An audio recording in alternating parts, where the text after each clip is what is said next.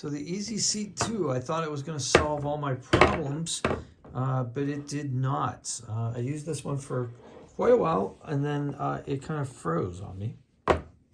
This seat adjustment started clicking.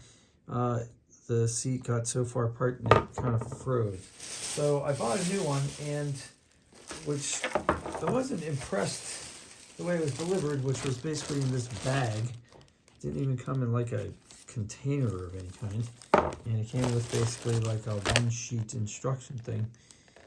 And anyway, when I set the width, I tried to use the set screw to get it to stay in place, and the set screw won't come back out. So bad design, bad engineering, just a bad, maybe this is just a bad seat, this particular one. I don't know. If this were helpful to you, smash like, I appreciate it. That would help me.